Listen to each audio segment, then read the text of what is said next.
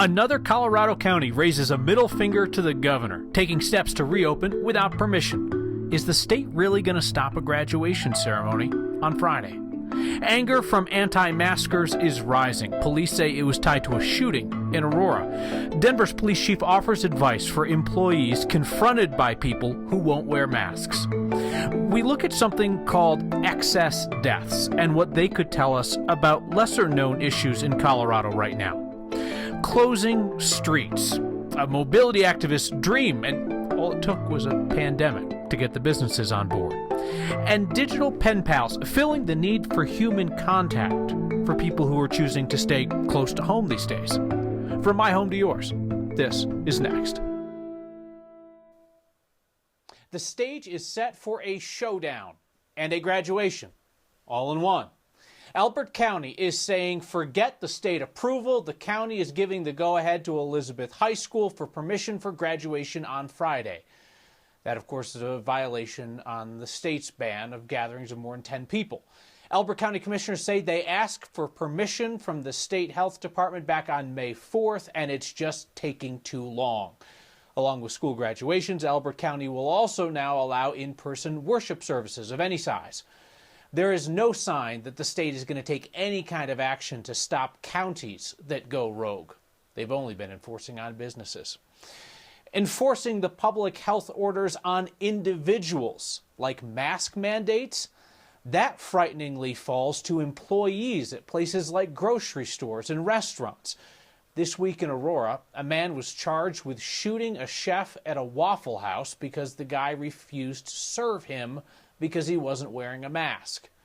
Steve Sager's been checking around on this, and Steve, several police departments tell you that they've been called out to deal with anger from anti-maskers.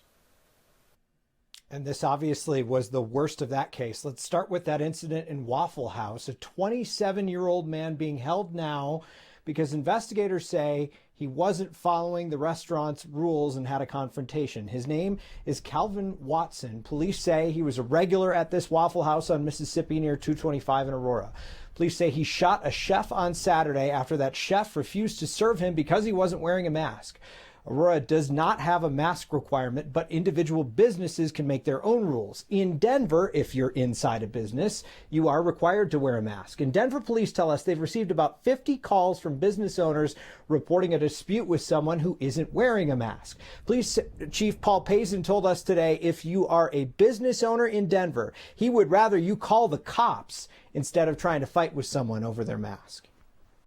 We want to be there to help diffuse these types of situations. We don't want violence to occur as a result of asking somebody to wear a mask.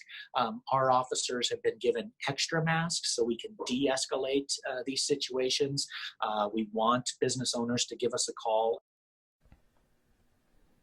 Now in Boulder, where there is a similar mask order, police tell us, dispatchers actually estimate between 6 and 10 calls from businesses about people who weren't wearing masks, and we're kind of getting rough about it. Officers got there. They say those things were all cleared up by the time officers got there. So Kyle, you see the power of de-escalation in those cases, like Chief Pazin was talking about, that when officers arrive, things tend to cool down. I have to wonder, Steve, just based on the feedback that we get about this issue, and we get a ton of it on masks, whether customers are going to kind of self-sort and self-select in terms of, I'll go to a store where they enforce the mask rule and I feel more comfortable, or I don't want to wear a mask and I'm not going to go someplace where I think they might tell me to wear one, you know? Yeah, absolutely. And really, it is up to those businesses. If a business in one of those cities without an order decides, I don't want to let anyone inside without a mask, then yeah, maybe if people are more comfortable in a place with masks, they might head to one of those businesses instead. All right, thank you, Steve. Aurora police, they've arrested a guy for the vandalism incidents at the Tri-County Health Satellite Office in that city. He's a 36-year-old, Daniel Pesh. He's facing a felony and 2 misdemeanors. Police say that Pesh repeatedly went back there to break windows and spray paint at the office on Hamden Avenue in Aurora. Investigators say that Pesh also sent public health workers threats on Facebook, accused them of hurting small businesses. He's now in the county jail on a $10,000 bond. We've talked here about the people who are truly alone in this, sticking close to home for health reasons without many, if any, other people around. Mental health advocates are trying to help people fight loneliness and isolation by connecting pure strangers. Here's Anusha Roy. Our staff members talked to a woman in her 70s. She lives alone. She's someone who's typically very active. She goes to the rec and the library regularly, and the closure of all of her social activities has made her feel isolated and lonely. The idea is simple enough. This woman was incredibly kind on the phone, and she really just wanted someone to talk to. One of the most fundamental things a lot of us do for our mental health is talk to each other. But all of a sudden, the pandemic started robbing us of those moments. Replicate what used to be the kind of conversation you'd have walking down your block. So Mental Health Colorado launched the program called In This Together last week. You can sign up on their website, and within 2 days, the staff will schedule a 30-minute call either with them or one of the 80 volunteers. At first, they weren't sure who would want to chat with a stranger. I took a call recently from someone who just recovered from surgery, but realized Coloradans were ready to hear a friendly voice. She just needed someone to listen to her. This isn't for an emergency or clinical help. It is for some good old-fashioned conversation that might be harder to come by these days. Like, it could literally be, hi, how was your day? This happened to me at the grocery store. Exactly that. Yeah, what kind of lines do you have at your grocery store? It's a simple idea addressing a serious issue. The American Psychological Association said loneliness and isolation can impact depression, sleep quality, cardiovascular health, even immunity. And the longer it goes on, the more the risk goes up. And if a simple phone call can help and you didn't know who to call, there's someone there to pick up. The people answering those calls don't necessarily have training in behavioral health because, again, this is not for an emergency. If that is the case, remember, the Colorado Crisis Services is available 24/7. Call your provider, and Kyle, of course, 911 and emergency rooms are always an option during a crisis. Seems like a simple question, Anusha. Who is this for?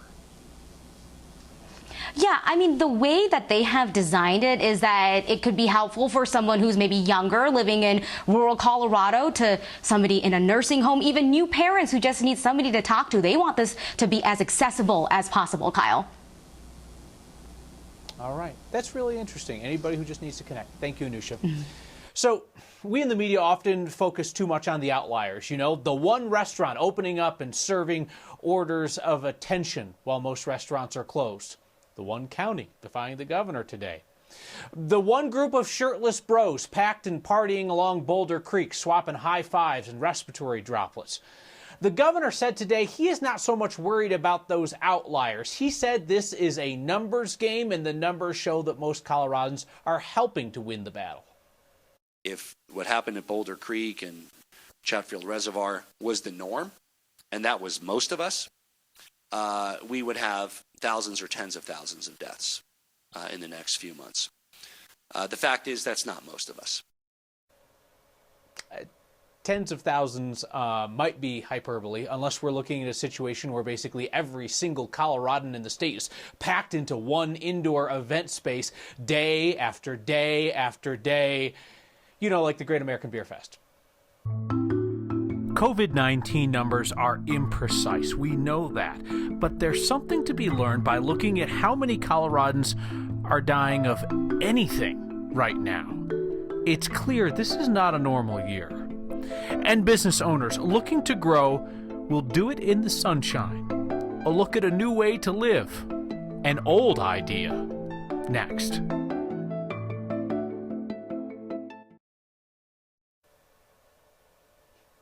So we can scrutinize each and every death that could be COVID-19 related. And we know that there would be overcounting and there would be undercounting. Or we could zoom out and look at overall deaths in Colorado. Kevin Vaughn from our 9 Wants to Know team found that those excess death numbers, the overall death numbers, show that the pandemic's reach goes beyond just those killed by the virus. The words are Benjamin Franklin's. Nothing can be said to be certain except death and taxes. Taxes depend on the government. But death? Death is really, a zero-sum game. Death is certain. We're all going to die. Bob Anderson of the Centers for Disease Control and Prevention has a pretty good idea how many people are going to die every week in every state. and a very good idea when more people are dying than predicted, what are known as excess deaths. We're defining them using a threshold that is based on the number of deaths that we've seen in the past, in past years at the same time period. Here's how all that works. The CDC takes that historic death data, factors in demographic changes such as population growth, and runs it through a computer algorithm that predicts the number of deaths that should be expected each week, and then in turn calculates excess deaths, which aren't unheard of. Colorado had 17 last year. Something as simple as a wide outbreak of flu can cause a jump in the numbers. But this year? Well above what we would normally see, even in a bad flu season. The CDC's computer models bear that out. So far in Colorado this year, the CDC estimates that at least 134 people have died in excess of what was predicted, deaths that were not attributed to COVID-19. And the computer model shows the number could actually be as high as 532. And it's not just the CDC. Douglas County Coroner Jill Roman found a 40% increase in deaths in April that were not blamed on the pandemic. So what's driving the increase in deaths? Undiagnosed COVID cases. Glenn Mays has several ideas. In particular, COVID deaths that are occurring outside of hospital settings where we've got more diagnostic capability and more clinical expertise to determine. Mays is chair of the Department of Health Systems Management and Policy at the Colorado School of Public Health. He knows determining the cause of death is an imperfect process. The immediate cause of death is not COVID. You're going to die of a cardiovascular event, you're going to die of a stroke, you're going to die of a pulmonary problem. But even accounting for missed COVID-19 cases doesn't fully explain what's going on. People who are aware of the pandemic, understandably, are less likely to seek care during this period of time, less likely to go to the emergency department. A kind of pandemic domino effect the CDC's Anderson believes is likely. They could be deaths that we would refer to as indirect deaths, deaths that are associated with a pandemic but not specifically attributable to COVID-19. For Next, I'm Kevin Vaughn.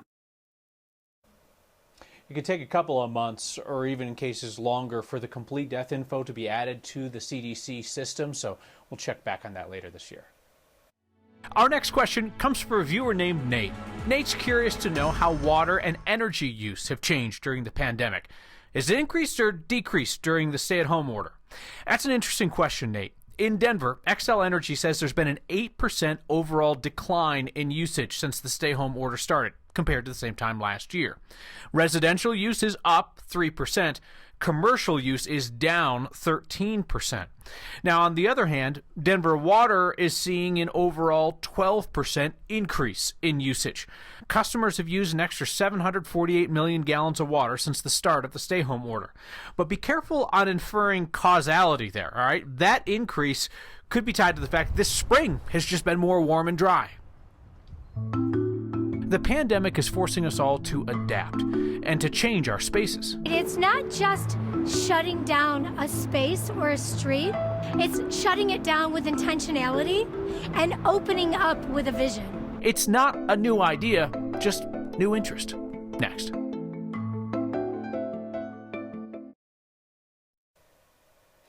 Denver's already moving to closed streets to make room for outdoor dining and retail space. The Downtown Denver Partnership has been working with the city on plans to close sections of Glenarm Place, Larimer, Tennyson, 32nd Avenue, Wazee, Pearl, South Gaylord, and 2nd Ave. We're all looking at reopening as the right time, when it's safe for our guests, safe for our staff members, and it's right for the business. My name is Sean Kenyon. I'm a partner in American Bonded, Williams & Graham, and Occidental here in Denver. The Downtown Denver Partnership has proposed, and now it's going to come into action, is the closing of some streets to allow for bigger service area and outdoor service area. Tammy Dorr, President and CEO, Downtown Denver Partnership. We made recommendations on different streets based on areas where there's a strong neighborhood, there are strong retail opportunities, ground floor businesses that could really help activate those spaces. We'll see tables and umbrellas and more retail opportunities outside of it, like portable bars and things like that. We have to figure out the right way to make it work, because with a generalized area, there has to be some sort of monitoring to the number of people that are allowed in it. We've got some limitations around the distancing, but the reality is This is also a way to try some things in an open area, open air space that could begin to be applied to our permanent infrastructure. We've fought up to this point for everything that we have. So this is just another opportunity for us to fight and get creative and be successful. It's more than just business. It's about bringing people back together in the right way. Downtown Denver Partnership expects the city's decisions to be made by May 25th, and the street closures are going to last until at least September 7th. Finally, is what safe streets advocates are saying at this point. And quite quietly, amid all the talk of street closures, the city also moved to close off a part of South Marion Street Parkway to cars. This is the area near Downing. We've talked about this spot. This is where Alexis Bounds was hit and killed on her bike last summer.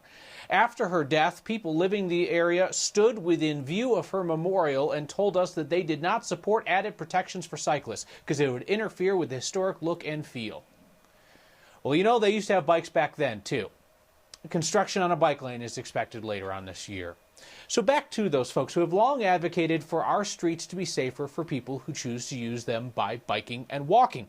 Denver Streets Partnership has been asking for that for the longest time, and it took a pandemic to deliver. The pandemic really shone a spotlight on a lot of problems that have been in place for a long time, including the fact that, you know, so much of our public space, 80% of our public space, our streets, has been dedicated to cars. We'd love to see some of these changes maintained long term. Now is such a great time to be trying out these ideas to see how well they work. And if the community agrees this works better than what we had before, why wouldn't we want to keep it going forward? Jill Cantor says this is their chance to show that dedicating space to people walking and biking will actually be good for business. Back with a sign about which parts of you need to be covered these days and which do not. That and your feedback next.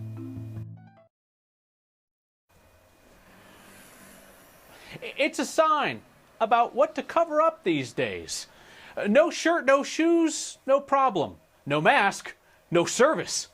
The sign at a liquor store in line is pretty clear about that. Now, it doesn't say anything about pants, but I'm going to say we should go for those too, all right, just to be safe. So pants and a mask. And you can walk out of that store with a rack of White Claws. You might get some looks along the way, but you know what?